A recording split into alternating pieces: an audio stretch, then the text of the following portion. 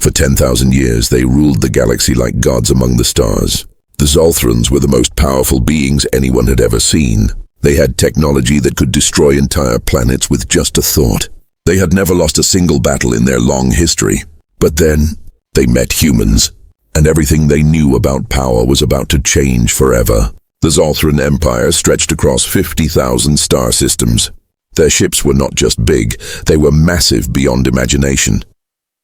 Each warship was the size of a small moon. When their fleet moved through space, it blocked out the light of distant suns. Other alien races would see the shadow of Zolthron ships and immediately surrender. The Zolthrons themselves were impressive creatures. They stood 12 feet tall with dark purple skin that seemed to shine like metal. Their eyes glowed red like burning coals. They had 4 arms, each stronger than 10 human arms combined. But their most fearsome feature was not their size or strength. It was their minds. Every Zolthron could read thoughts from across entire star systems. They could speak directly into someone's brain without saying a word. They could make other beings feel terror just by looking at them. No one could hide from a Zolthron. No one could lie to them.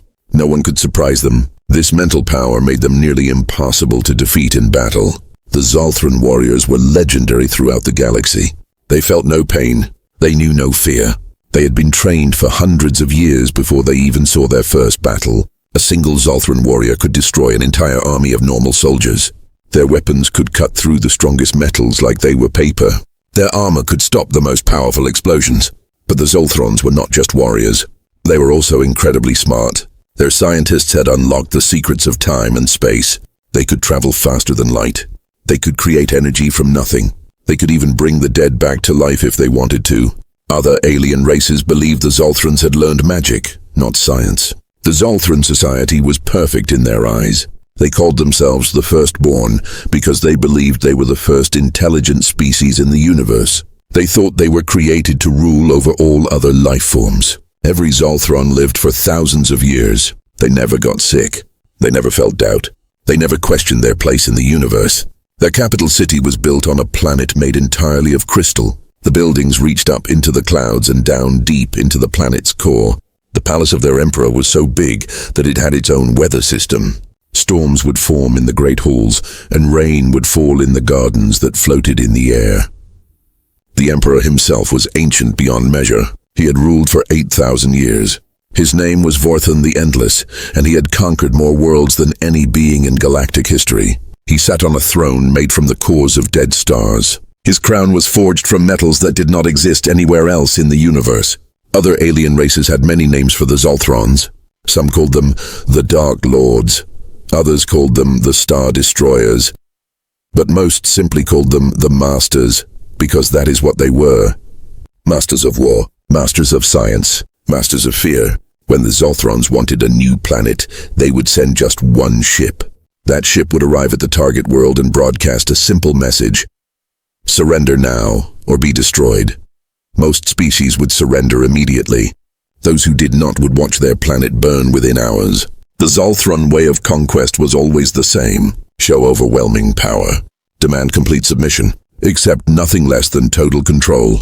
It had worked for 10,000 years across 50,000 worlds. They had no reason to think it would ever fail. But at the edge of their vast empire, strange reports were starting to come in. Scout ships were disappearing near a small yellow star. The third planet from that star was blue and green and covered in water. The creatures living there were small and weak-looking.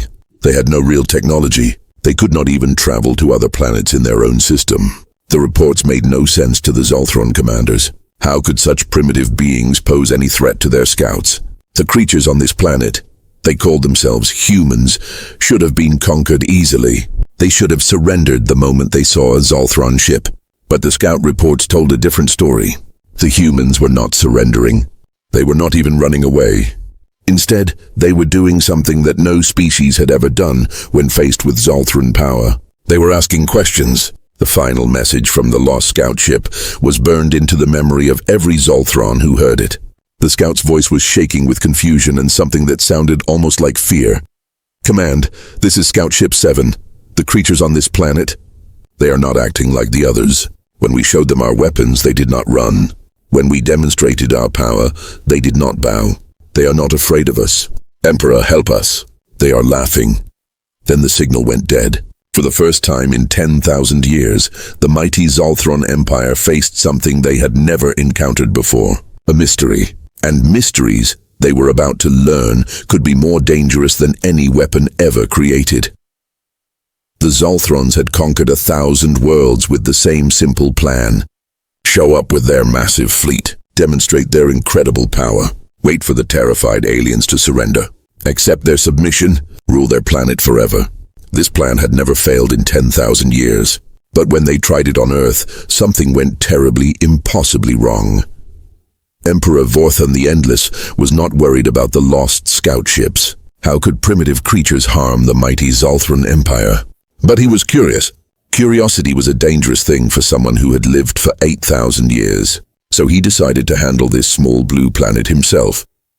The Emperor assembled the largest war fleet in Zolthron history, 100 massive ships, each the size of a moon. The fleet was so big that when it moved through space, planets in nearby star systems could see its shadow. This was not just a conquest force. This was a message to the entire galaxy. The Zolthrons were still the masters of everything. When the fleet arrived at Earth, they followed their ancient plan perfectly. The ships spread out across the sky, blocking the sun over every major human city. The shadow fell across Earth like a dark blanket. Every human on the planet could look up and see the impossible size of the Zolthron war machines. Then came the broadcast. In every human language, the message echoed across Earth. People of this world, you now face the Zolthron Empire. We are your masters now. Surrender immediately, and you will be allowed to live as our servants. Resist and your planet will burn. You have 1 hour to decide. The Zolthron commanders waited in their command ships. They expected to receive surrender messages within minutes. Every other species in the galaxy had begged for mercy by now. Some had surrendered so quickly that the Zolthrons barely had time to finish their broadcast, but Earth was silent, not the fearful silence of a terrified world, just quiet. Like the humans were thinking about something. Then the communication channels started lighting up, but not with surrender messages. The humans were sending questions. Hello up there. How do your ships work? They are really big.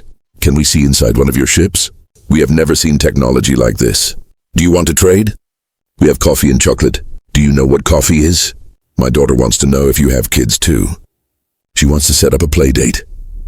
The Zolthron commanders stared at their communication screens in confusion. They had conquered over 50,000 worlds. No species had ever responded to their threats with questions about playdates. Commander Thrak, the Emperor's most trusted general, contacted the flagship.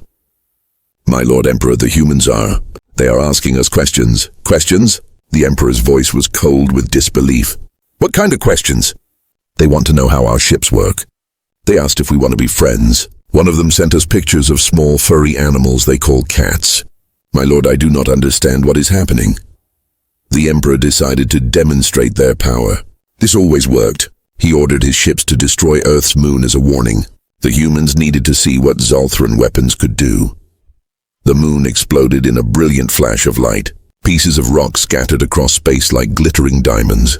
The explosion was visible from Earth even in daylight. It was a perfect demonstration of Zolthron power. The communication channels went quiet. Finally, the Zolthrons thought, the humans understand. Then the messages started again.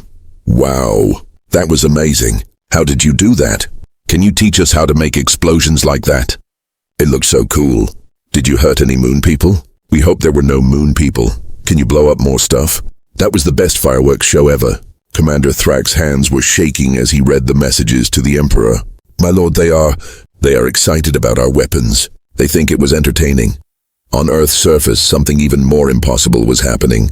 A small human child, maybe 6 years old, had somehow gotten past all the security barriers around the landed Zolthron ships. She walked up to a 12-foot-tall Zolthron warrior who was standing guard. The warrior looked down at this tiny creature. His red eyes glowed with power. His 4 arms could crush mountains. His mind could break the will of grown soldiers. This small human should have been screaming in terror. Instead, she looked up at him and said, "You look sad. Do you want to play? I have a ball." The warrior stood frozen. In 300 years of conquest, no one had ever asked him if he wanted to play.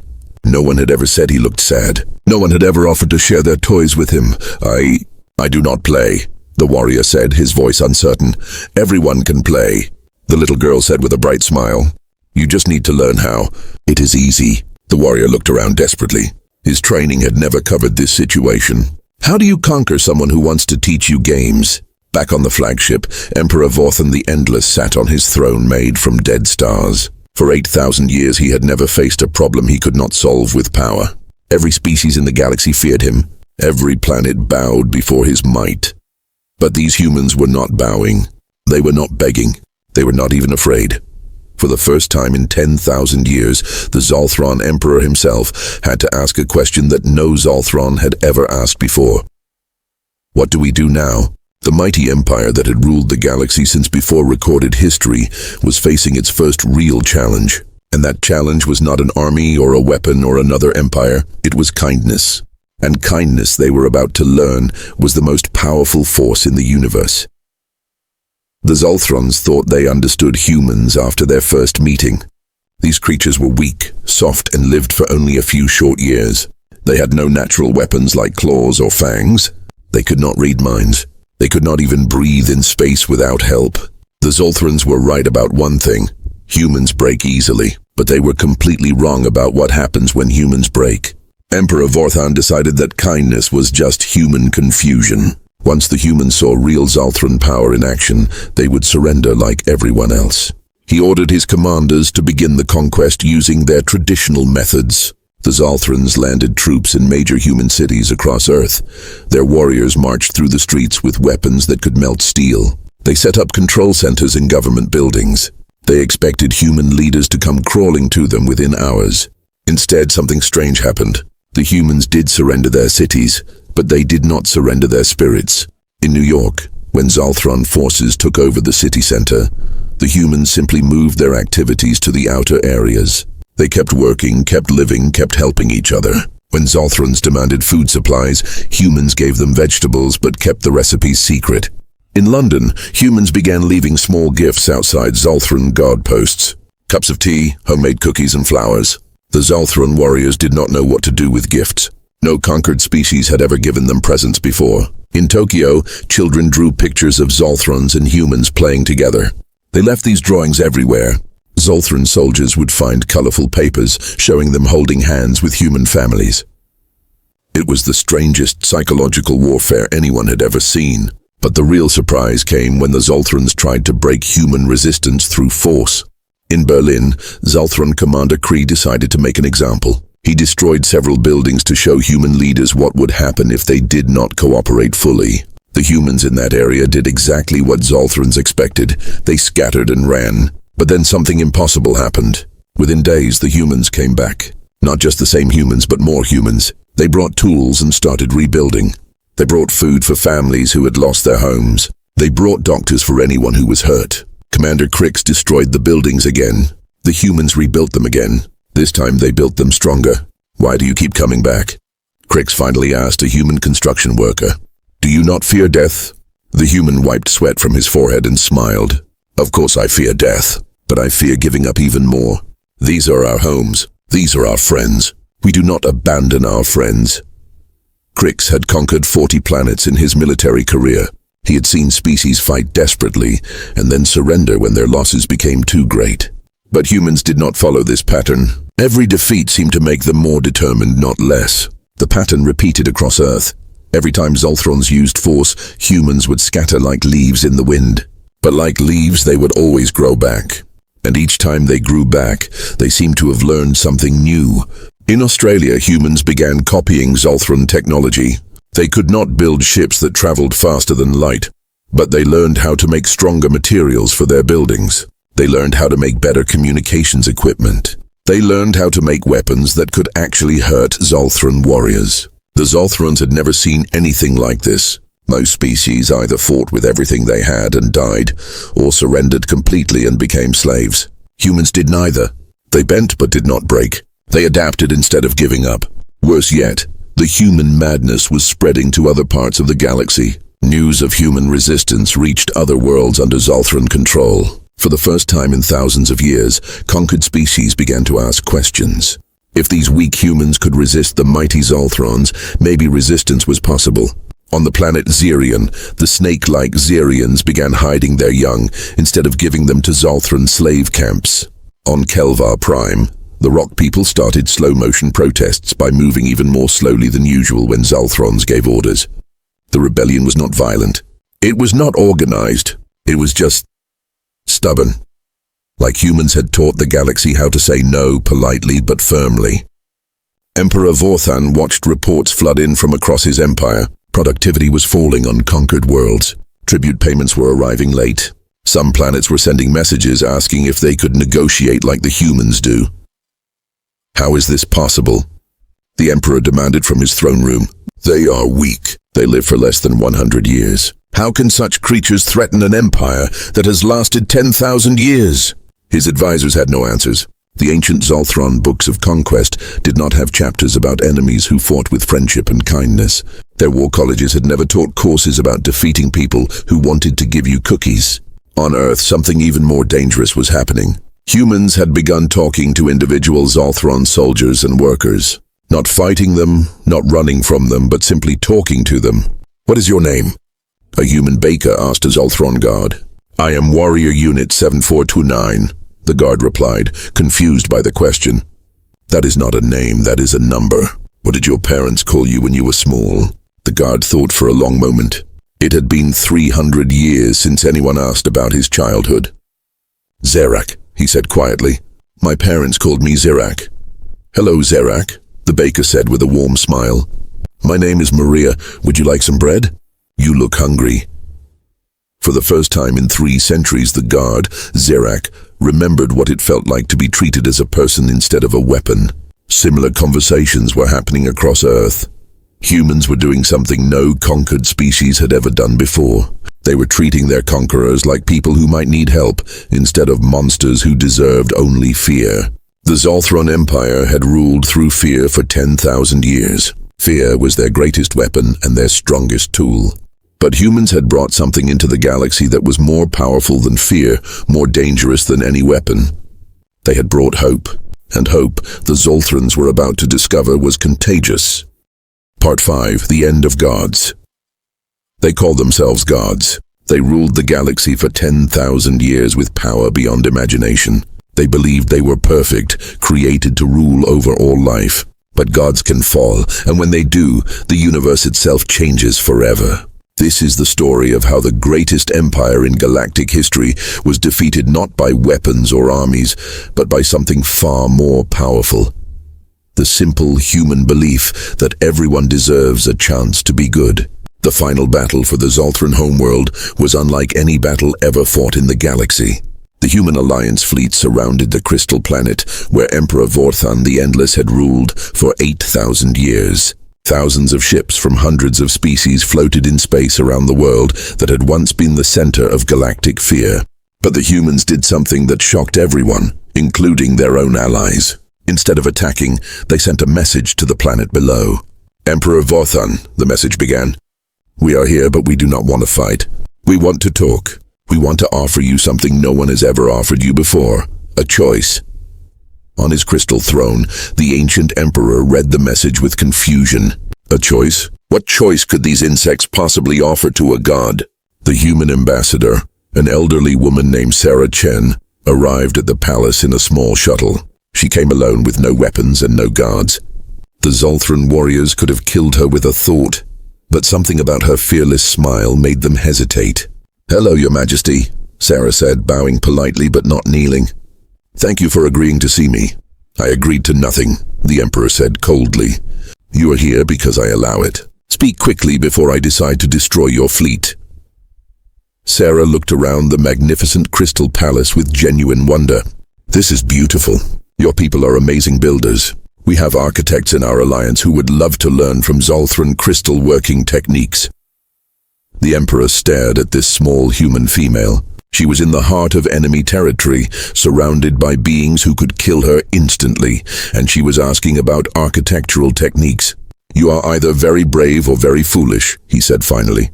Maybe both, Sarah laughed. Humans are like that sometimes, but I am here to offer you something important. We want to offer the Zolthran Empire a place in our alliance. You want to... What? The Emperor's red eyes flared with disbelief. We want you to join us, Sarah said simply. Not as rulers, not as subjects, but as equals. As friends. Friends? The word came out like a curse. I am Emperor of the greatest empire in galactic history. I am Vorthan the Endless. I am a god among mortals. You are also very lonely, Sarah said gently. The words hit the Emperor like a physical blow. In 8,000 years, no one had ever said he looked lonely. No one had ever suggested that unlimited power might not be the same thing as happiness. Lonely, he whispered. When was the last time someone asked how you were feeling? Sarah asked. When was the last time someone worried about your health? When was the last time someone wanted to spend time with you just because they enjoyed your company? The Emperor sat in silence for a long moment. The honest answer was never. No one had ever cared about his feelings. Everyone either feared him or wanted something from him. What are you offering exactly? He asked quietly. Choice, Sarah said. You can choose to keep fighting, and we will defend ourselves. You can choose to surrender, and we will treat you with respect. Or you can choose to join us and help us build something better than an empire. Help us build a community. Before the Emperor could answer, something happened that changed everything. A small sound echoed through the Crystal Palace. Footsteps, small footsteps. A human child, no more than 6 years old, walked into the throne room. She had somehow gotten past all the guards, all the security, all the warriors who could have stopped her with a thought. The little girl looked up at the 12-foot-tall Emperor sitting on his throne of dead stars. She was not afraid. She was curious. Are you the Emperor? She asked in a clear, sweet voice. Yes, Vorthan said, completely confused. I am the Emperor. You look very sad, the child said. My mommy says when people are sad, they need hugs. Do you need a hug? For 8,000 years, Emperor Vorthan the Endless had ruled through fear. He had destroyed planets. He had enslaved species. He had never shown mercy or weakness. But when this small human child offered him a hug, the mightiest being in the galaxy began to cry. The tears of a god are powerful things. They fell like crystal rain in the throne room, each drop containing 8,000 years of loneliness, power, and regret. I do not know how to be anything except an emperor, he whispered. That is okay, the little girl said, walking up to his massive throne. Learning new things is fun. I can teach you how to be a friend if you want. The child reached up her tiny hand. The Emperor, moving carefully so he would not hurt her, reached down with one massive finger. The smallest handshake in galactic history happened between a god and a child. My name is Emma, the little girl said. What is your name? Your real name, not your Emperor name. The Emperor thought for a moment. It had been so long since anyone used his real name. Vorth, he said quietly. My name is Vorth. Hello, Vorth, Emma said with a bright smile. Do you want to be friends? And with those simple words, the Zolthran Empire ended. Not with explosions or battles or the fall of cities. It ended with a handshake between an ancient god and a human child who believed everyone deserved to have friends. The transition was not immediate or easy. Many Zolthrans found it hard to live without the structure of empire. But humans are patient teachers. They helped former emperors learn how to be neighbors. They helped warriors learn how to be protectors instead of conquerors. Some Zolthrans chose to join the Galactic Alliance. They brought their incredible technology and knowledge to help build a better universe. Others chose to explore the galaxy as individuals, finally free to discover who they were beyond their roles as rulers. Emperor Vorthan, now just Vorth, became an advisor to the Alliance Council. His 8,000 years of experience helped solve problems across the galaxy. But more importantly, he learned how to be happy. He learned how to laugh at human jokes, even when he did not understand them. He learned how to enjoy Zephyrian music and Caridian ice cream. He learned how to worry about his friends and celebrate their successes. And sometimes, when the Alliance Council meetings got too serious, a small human girl named Emma would visit. She would remind everyone that the most important rule in the galaxy was simple. Be kind to each other. The Zolthran Empire was gone, erased from existence not by human weapons, but by something far more powerful. The human ability to see enemies as future friends. The age of conquest had ended. The age of cooperation had begun. And in the end, the greatest empire in galactic history was defeated by hugs, curiosity, and the simple human question, Do you want to be friends? The galaxy learned that friendship was not just stronger than fear. Friendship was the strongest force in all of creation.